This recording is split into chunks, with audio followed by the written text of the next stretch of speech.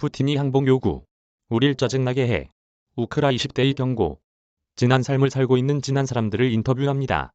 유명한 사람이든 무명의 사람이든 누구든 진하게 만나겠습니다. 경고하는데 몇몇 우크라이나 사람들은 그 질문에 정말 짜증을 낼 것이다. 우크라이나 키이우의 한 싱크탱크에서 커뮤니케이션 매니저로 일하다가 지금은 서부의 한 소도시로 피난을 간 율리아는 14일 인터뷰와의 서면 인터뷰 도중 한 질문에 대해 이같이 답을 남겼다. 그 질문은 블라디미르 푸틴 러시아 대통령이 전쟁의 중지를 위해 사실상의 항복을 우크라이나 측에 요구하고 있는 점에 대한 의견을 물은 것이었다.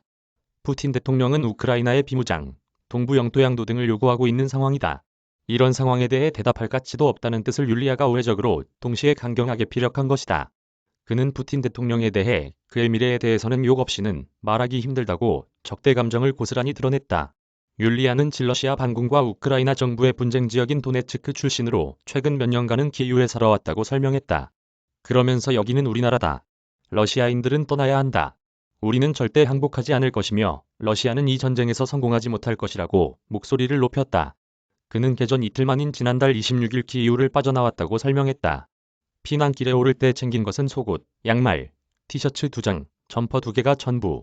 영하의 날씨가 거듭되는 속에서 60만 명에 달하는 우크라이나 사람들에게 전기가 공급되지 않고 있고 13만 명 이상의 사람들은 가스를 쓸 수 없다고 전쟁 상황을 전했다.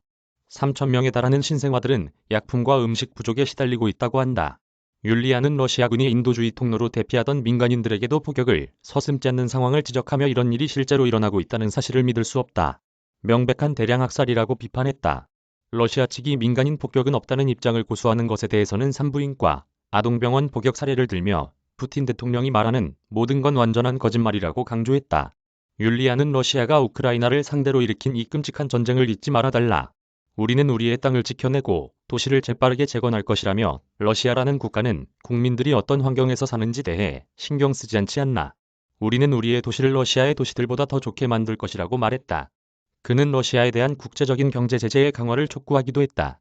율리아는 우크라이나인들은 러시아의 믿을 수 없는 전쟁 범죄로 매일 죽어가고 있다며 누군가의 경제적 이익을 고려할 시간이 없다. 전 세계의 실패가 될 수 있다. 인간성을 잃은 세상이 될 수도 있다고 밝혔다. 최경민 기자 이메일 주소. 저작권자 돈이 보이는 리얼타임 뉴스 머니투데이. 무단전제 및 재배포 금지.